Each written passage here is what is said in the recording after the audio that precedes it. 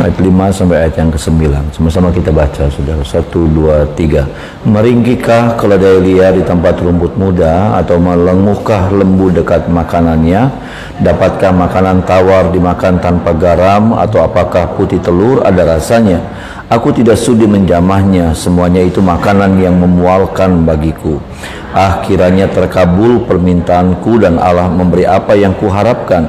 Kiranya Allah berkenan meremukan aku, kiranya Ia melepaskan tangannya dan menghabisi nyawa. Saudara, kita melihat bagaimana ini ungkapan perasaan, ya saudara, yang disampaikan oleh Ayub. Dan kalau saudara melihat, ya saudara, dalam ayatnya yang kelima, saya bacakan lagi ayat yang kelima. Meringkikah keledai liar di tempat rumput muda, atau melenguhkah lembu dekat makanannya? Ada sesuatu yang buat Ayub itu sesuatu yang mustahil gitu.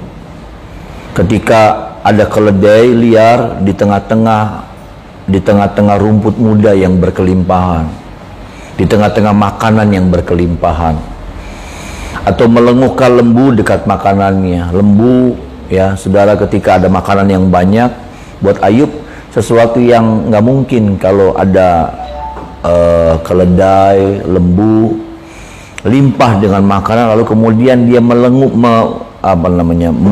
atau mengeluh, atau ya saudara seperti itu, saudara, ya meringkik, ya.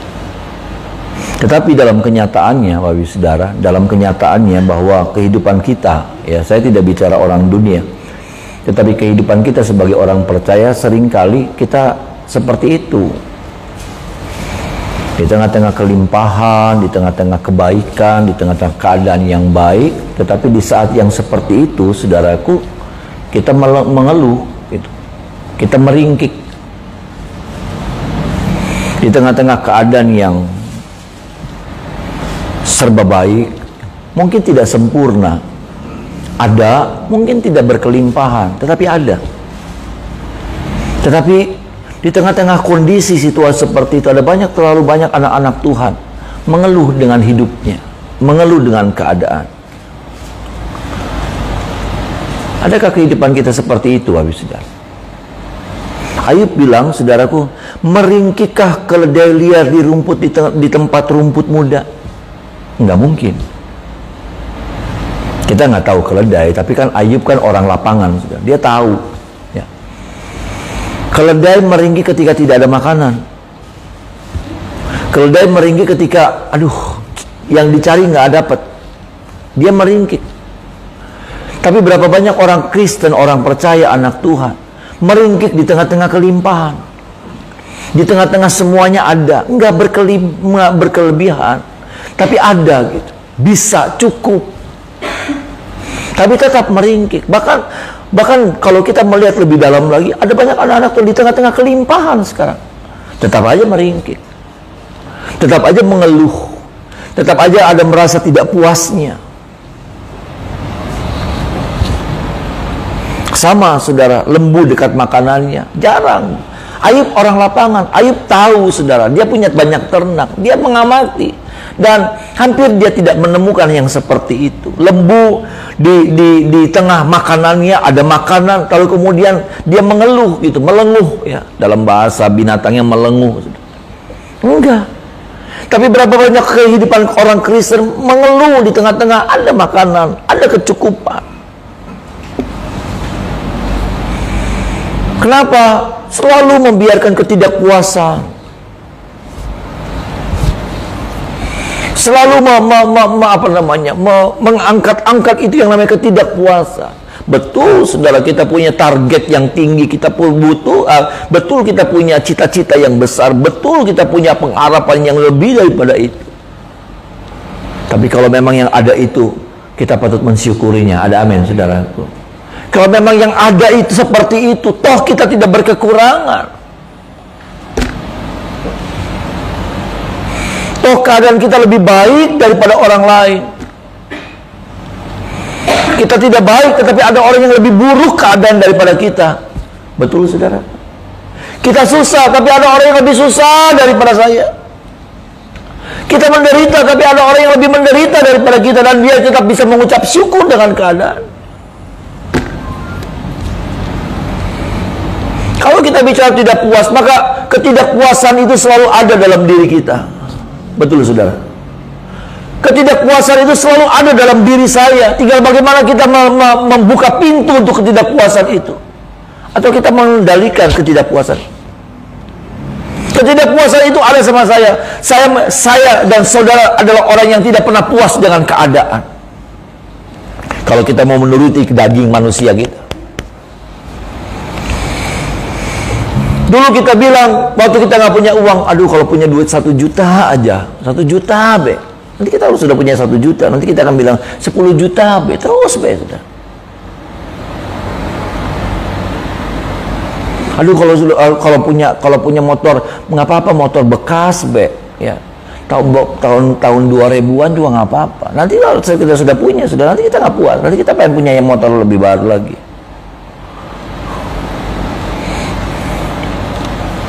Ketidakpuasan itu selalu ada, saudara. Selalu ada.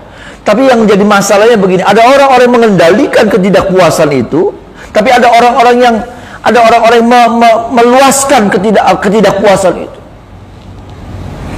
Kalau bicara ketidakpuasan, kepuasan itu bicara banyak hal, bukan cuma tentang duit. Itu bicara tentang apa? Tentang keluarga. Itu bicara tentang apa? Tentang perlakuan orang sama kita. Itu banyak hal.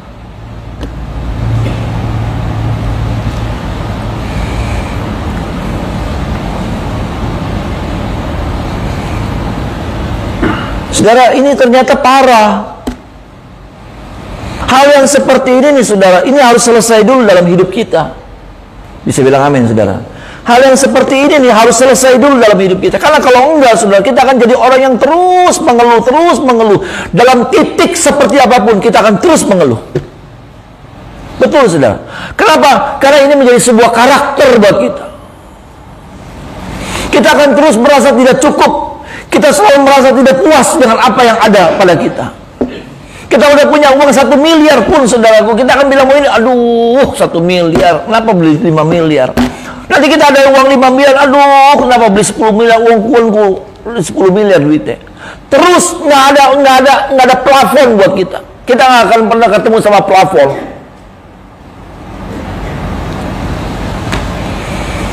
Maaf, saudara. Saya tidak bicara saudara, saya bicara saya, kita semua. Kita punya karakter yang seperti itu kok.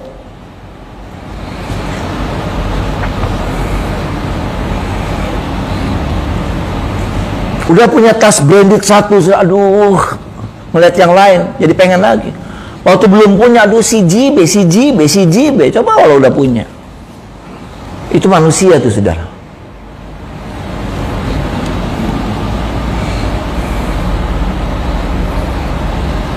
Tapi lalu bagaimana kemudian kita mengendalikannya? Bukankah kita adalah orang-orang yang percaya? Kita adalah orang-orang yang diajar sama firman Tuhan. Kita adalah orang-orang yang apa, saudaraku, yang diajar untuk bisa mengendalikan diri kita.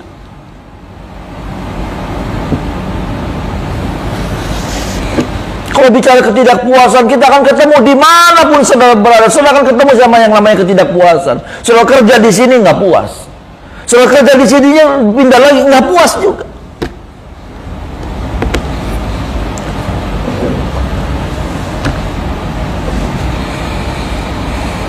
Ketidakpuasan itu selalu ada, saudara. Sungguh.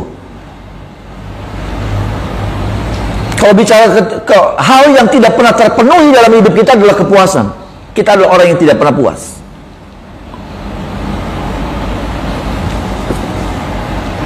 Saudara jangan melototin saya, saudara bilang begini. Kita, lu kali, kita, saudara. Bukan cuma saya. Kita semua punya hal yang sama seperti itu.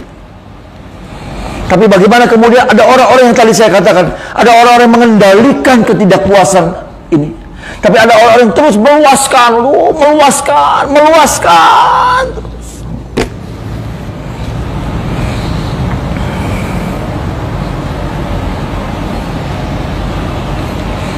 Dulu orang bilang begini, kalau orang tato, saudara, orang tato, pertama tato nih, siji, ya, tato itu ya, saudara, tato. Satu gitu. Nanti nambah. Saya pikir cuma tato yang bikin orang kayak gitu. Enggak, saudara. Untuk semua hal. Untuk semua hal. Coba saudara, ya.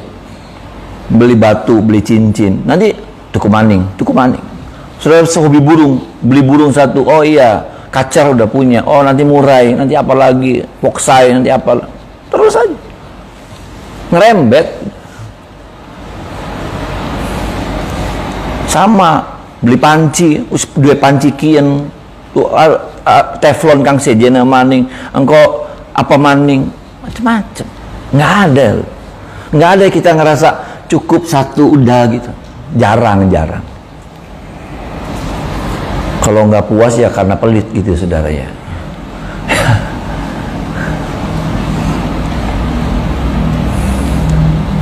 Ini saudara.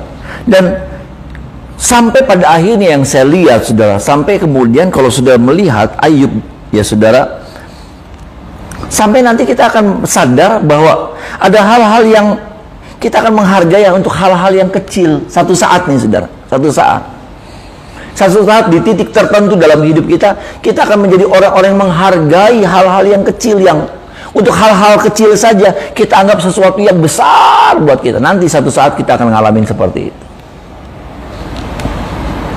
Nanti satu saat kita akan ngalamin seperti itu. Untuk hal-hal yang kecil, yang sepele saja, kayaknya tuh ada sesuatu yang mustahil sekali.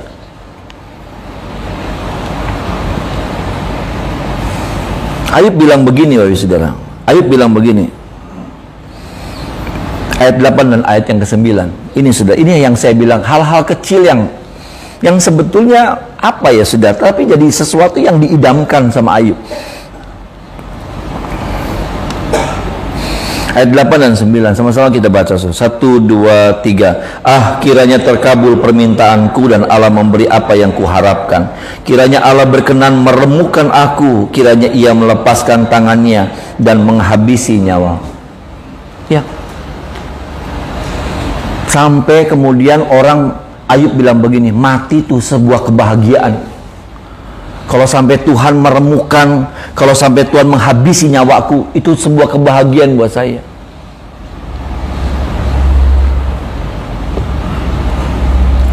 Maksud saya, tadi yang saya bilang, ada hal-hal yang tadinya nggak ada arti, nggak bermakna buat kita, tapi di titik tertentu kita akan bilang, aduh, ada orang begini saudara, ya. Dulu kalau ngelihat orang, kalau ngelihat anaknya atau anak ngelihat orang tuanya nggak bosen gitu. Tapi di satu saat ketika dia sudah detik-detik terakhir pengen mati nih sudah, dia pengen ketemu sama mamanya, dia pengen ketemu sama suaminya, pengen ketemu sama, aduh, iya kan sudah. Ada yang orang-orang yang kayak gitu tuh, yang udah detik-detik terakhir tuh, ya.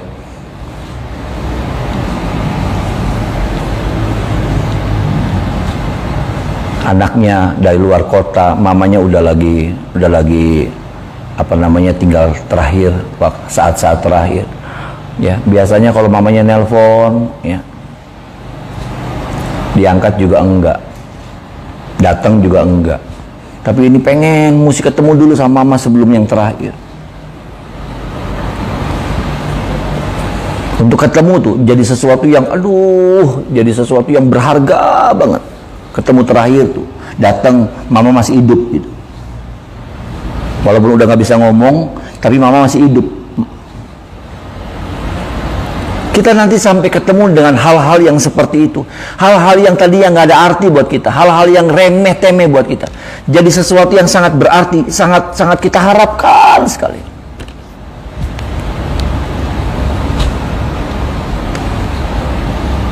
Makanya belajar menghargai semua hal-hal yang Tuhan percayakan sama saya dan saudara. Ada amin saudara. Hal-hal yang kita anggap remeh-temeh, hal-hal yang kita anggap gak ada arti, nanti satu saat itu sangat berarti sekali buat kita. Itulah sebabnya jangan tidak menghargai kebaikan Tuhan. Jangan tidak menghargai anugerah Tuhan.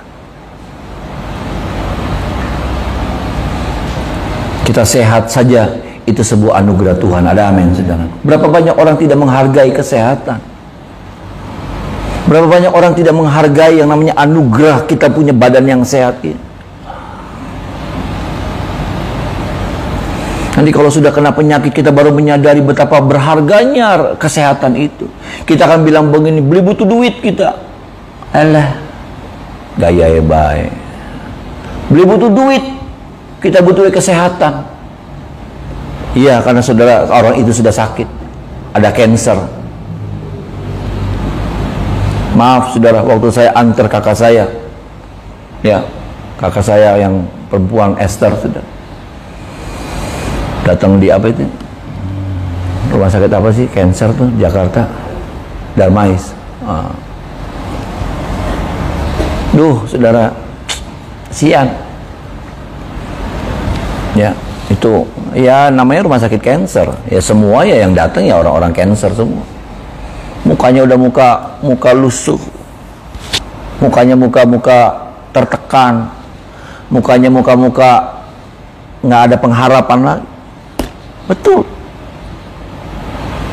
Dia bisa datang pakai mobil mewah, dia bisa datang, tapi datang turun dengan muka yang sudah kita nggak pernah menghargai itu seringkali. Selalu kita cari kurangnya. Iya sih Tuhan baik, tapi ya selalu ada kata tapi. Iya sih, bersyukur saya punya rumah tangga, tapi iya sih saya bersyukur saya punya gereja yang seperti ini, tapi selalu kita cari tapi, selalu ada celah, selalu kita cari kurangnya.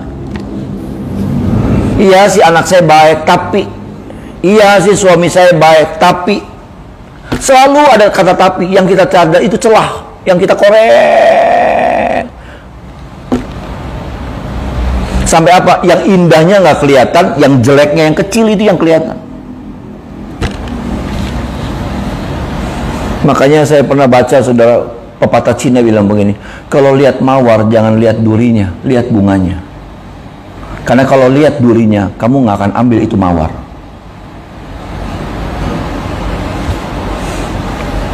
Tapi berapa banyak orang Kristen lihatnya durinya, terus lihat durinya, terus lihat kekurangannya,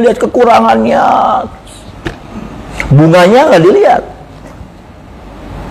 bunganya tersingkirkan. Bahwa di dalam mawar itu ada duri, betul. Tetapi duri itu jangan buat itu jadi penghalang buat kita untuk kita bisa petik itu mawar. Biarlah duri itu nggak jadi penghalang untuk kita mengucap syukur, mengagumi itu keindahannya mawar. Orang beli mawar nggak bilang begini, saudara. Orang beli mawar nggak bilang begini, iya bagus sih, cuma anak duri ya, nggak ada.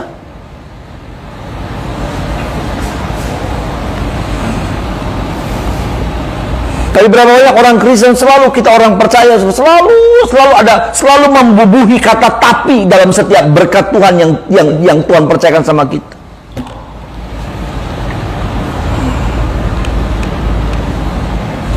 Sekali lagi sudah, ketika pun saya menderita, ada orang yang lebih menderita dari saya. Saya merasa diri saya sudah menderita dengan keadaan tubuh saya. Tapi ketika saya melihat, saudara, ada orang-orang yang jauh menderita dari saya, tapi masih bisa berbahagia, masih bisa bersukacita. Saya lihat di TikTok, saudara, ada orang yang, maaf nih saudara, yang badannya cuma segini, nggak punya. Ada yang cowok ganteng, ada yang cewek cantik.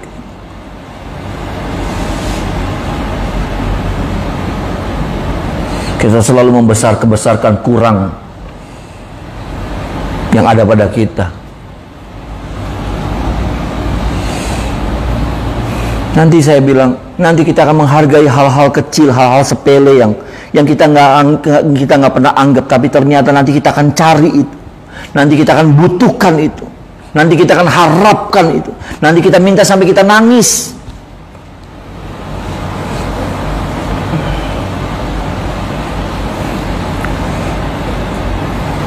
Tolong kita ya saudara, belajarlah mengucap syukur dengan semua apa yang Tuhan izinkan ada terjadi dalam hidup kita. Itu baik buat kita. Karena mengucap syukur itu menjadi latihan. Mengucap syukur itu bukan menjadi penghalang berkat, tetapi itu menjadi penarik berkat buat saya dan saudara. Ada amin, saudaraku. Dengan apa yang ada sama kita, kita belajar mengucap syukur. Kenapa saya tadi katakan bahwa kalau kita sudah membiarkan diri untuk kita tidak selalu mengucap syukur, kita selalu mengeluh, maka itu jadi karakter buat kita. Jadi jangan heran ada orang-orang yang hidupnya mengeluh, terus mengeluh. Kenapa? Karena dia tidak pernah belajar untuk mengucap syukur. Akhirnya keluhan itu menjadi sebuah karakter.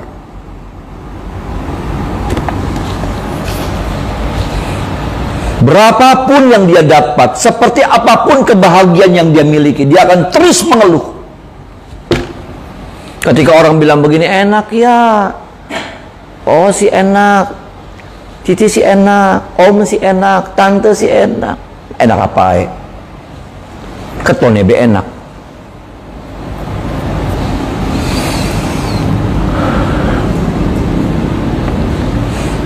Dan tolong kita ya, sudah.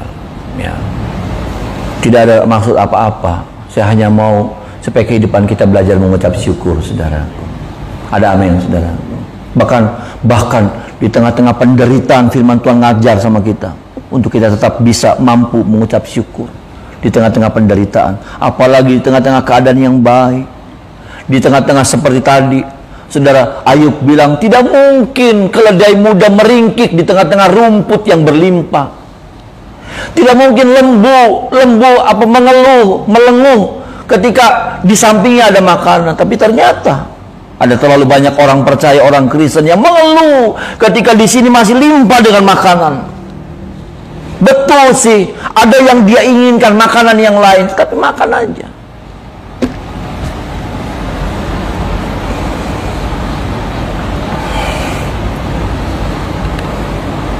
Jangan membiasakan, jangan membiarkan diri dengan ketidakpuasan itu.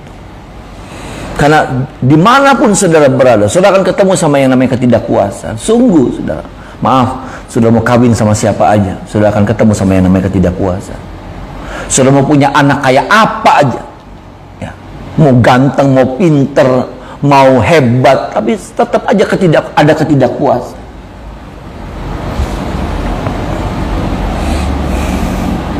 Saudara mau tinggal di rumah yang kayak apa saja, saudara punya ada ketidakpuasan.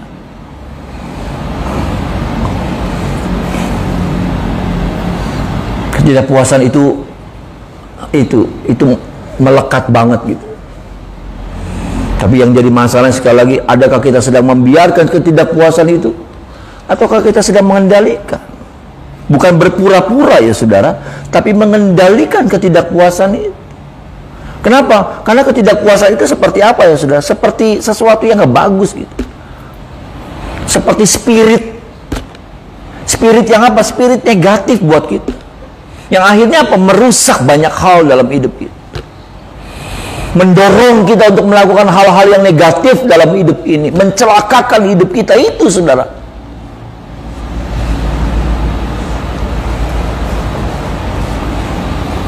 Dan tolong kita Bapak Ibu Saudara. Dan bagian yang selanjutnya Bapak Ibu Saudara,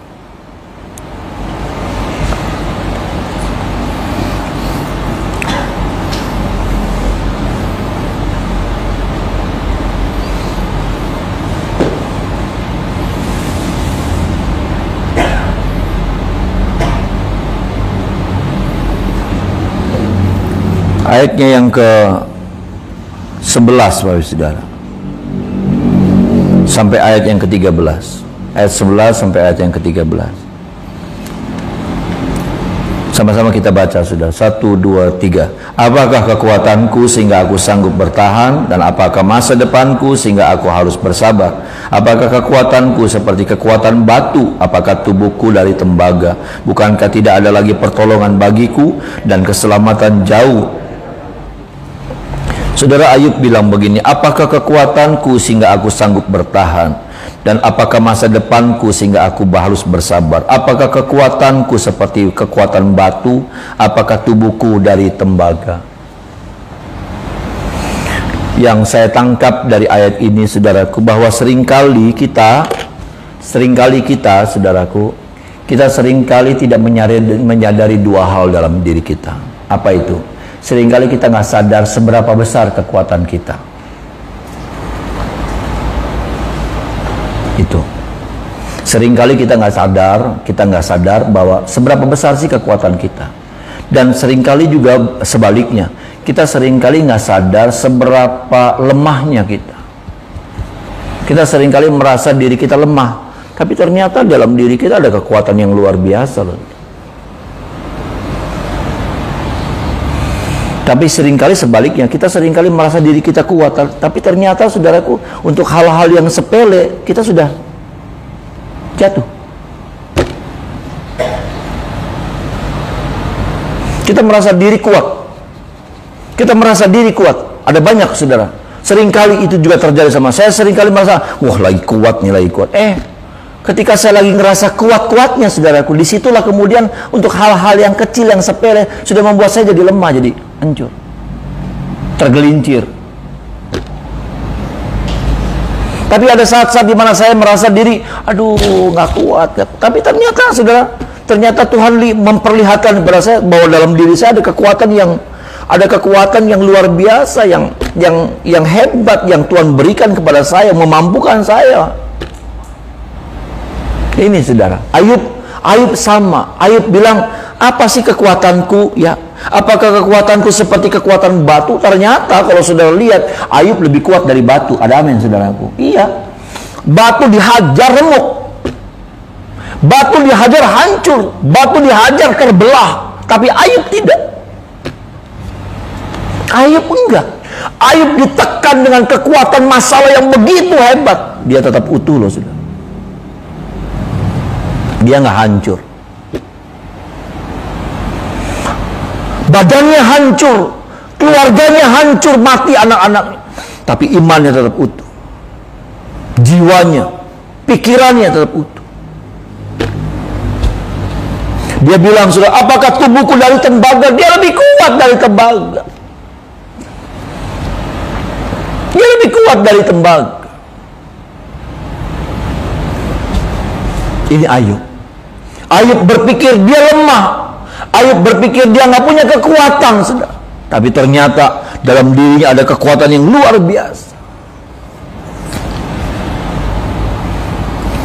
Dan saya cuma bilang bahwa dalam diri saudara juga ada kekuatan yang luar biasa. Ada amin, saudaraku. Ada kekuatan yang membuat engkau mampu menghadapi segala hal dalam hidup ini. Saya seringkali berpikir saya nggak punya kekuatan apa-apa. Tapi ternyata Tuhan ingatkan saya, Tuhan sadarkan saya bahwa dalam diri saya ada kekuatan yang luar biasa. Seringkali kita nggak menyadari seberapa besar potensi yang ada sama kita.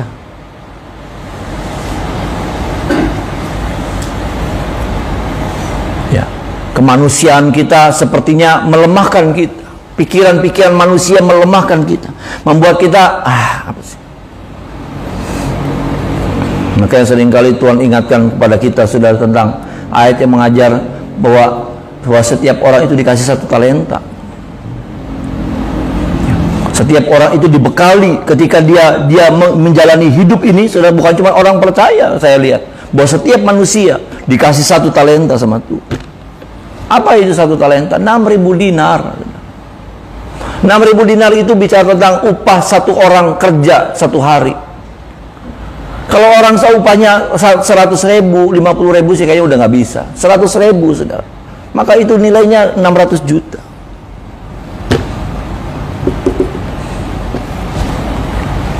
Kalau ada orang tua yang bisa ngasih modal anaknya 600 juta, itu orang tua yang hebat. Itu orang tua yang mampu. Ya. Saya mikir-mikir kalau 600 juta dikasih, Mika nih papa kasih 600 juta, waduh hebat pisan.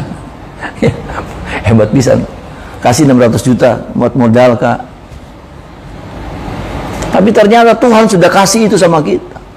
Tinggal bagaimana kemudian kita mengerjakan itu, bagaimana kita mengelola itu, bagaimana kita menjalankan 6.000 dinar itu, 1 talenta dalam hidup kita.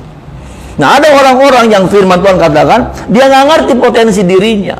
Dia nggak ngerti 1 talenta itu betapa berharganya. Dia kubur talenta itu. Kalau dia bilang begini, nggak adil Tuhan, nggak adil. Kenapa? Saya bukan orang yang bisa kuliah, nggak kayak orang lain bisa kuliah. Talenta itu bukan bicara tentang kuliah atau enggak. Kalau talenta itu bukan bicara tentang badan saudara dan saya sempurna atau tidak.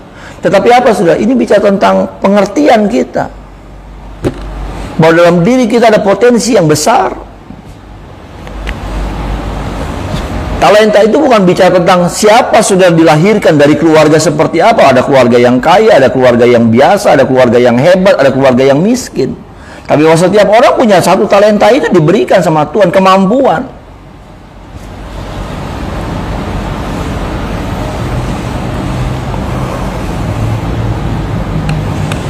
Nah, berapa banyak kali kita tidak menyadari bahwa ada potensi besar, ada modal besar yang Tuhan sudah taruhkan dalam setiap pribadi kita. Untuk apa? Untuk kita menjadi modal kita dalam menjalani hidup ini.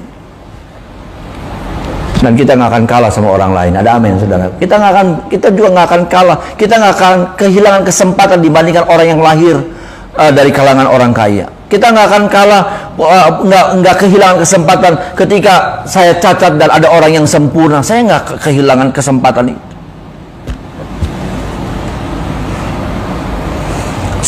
Demikian pula sadarkan sama anak-anak kita, saudara, bahwa mereka juga nggak akan kalah ketika mereka harus bersaing dengan anak-anaknya orang kaya, orang-orang yang orang tua bisa kasih modal sama mereka, sedangkan orang tuanya nggak bisa kasih modal seperti itu sama.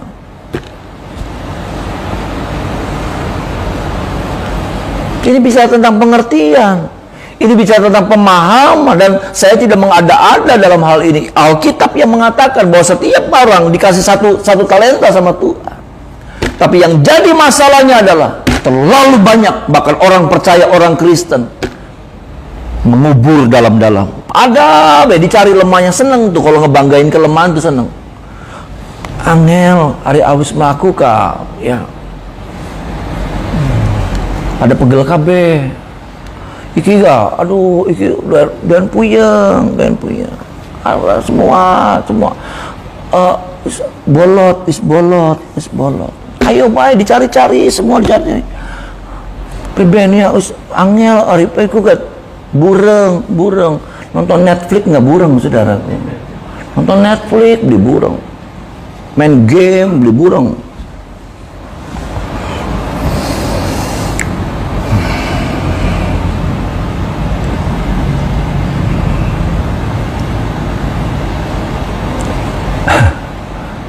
Saya nggak ngerti, saudara, ya. Saya suka nggak sadar bahwa kalau saya bawa barang berat, kalau saya bawa barang berat, bawa barang banyak, nggak ngerti loh saya. Selalu saya taruhnya di tangan kanan, yang bawa di tangan kanan, bukan tangan kiri. Tangan kiri itu, saudara, tangan kiri itu yang gampang-gampang, yang enteng-enteng tuh. Tangan kanan nanti bawa plastik dari belanjaan gitu, 2-3 yang berat-berat, tangan kanan yang membawa. Dan bisa gitu. Jadi maksud saya bersyukur otak saya menganggap bahwa tangan kanan saya itu kuat. Nanti saya baru sadar, kok tangan kanan. Nanti saya baru bagi, sudah. Baru bagi. Enggak, maksud saya mau bilang begini. Seringkali yang kita anggap lemah ternyata kuat, saudara. Ada amin, saudara. Seringkali yang kita anggap, aduh, saya itu, ternyata dalam diri kita tuh ada kekuatan yang jangan disepelekan gitu. Jangan disepelekan. Jangan itu jadi alasan buat kita. Jangan itu jadi alasan buat kita untuk kita nggak bisa bergerak. Ya kalau kita nggak bergerak nanti apa? Resikonya apa? Kita nggak dapat apa-apa. Betul, saudara? Kalau kita nggak bergerak, ya. Kalau ibu-ibu tuh memang harus ibu-ibu yang sekarang jadi andalan gitu, yang bisa menghidupi. Aduh, iya, hari masak ke pegel rong dina ya wis bayar beli papa, pegel rong dina ya beli papa, tinggal dipijit. Hari masak ke hari dagang ke engkau larai ke awake rong dina ya wis ya, memang harus gitu saudara. Memang maaf, memang itu sekarang adanya di atas, Tuhan taruh di atas pundak di pundakmu, ya, untuk menghidupi keluarga, ya sudah, jangan mengeluh, jangan aduh priben ya, wis untung ambil sedikit, anggo mijet, tukang pijet ke diundang, ya, anggo ngurut, ya, sedina jadi beli rong dina, sedina wis bisa masak maning, bisa dagang lagi, bisa dapat untung lagi. Hidup emang nggak gampang, saudara. Betul nggak, saudara? Hidup emang gampang. Nggak ada orang yang bilang bahwa hidup ini gampang. Nggak ada. Hidup ini perjuangan. Hidup ini mesti ngototin. Hidup ini nggak bisa bilang begini, nggak bisa. Hidup ini kalau pun ada badai, maju beli ya, maju be. Hidup ini kadang-kadang beresikonya tinggi. Ada amin, saudara. Hidup ini beresiko tinggi, tapi percayalah, ada Tuhan yang menyertai saudara dan saya. Ada Tuhan yang pegang tangan kita, ada Tuhan yang tolong kita, ada Tuhan yang lindungi kita. Sehingga ketika pun kita menghadapi resiko-resiko dalam hidup ini, jangan takut, ada Tuhan yang menyertai kita. Ada amin, saudara. Tapi Tuhan jadi nggak suka kalau kita selalu ngelihat cuaca gitu. Panas ya, panas. Hiren dikit. Hujannya, hujan. Enggak mancing angin. Enggak hujan nih, saudara, enggak hujan, enak, ada mendung. Mendung tapi enggak hujan. Ada baik. Aduh, geblek. Aduh, mendung, enggak hujan aja ya.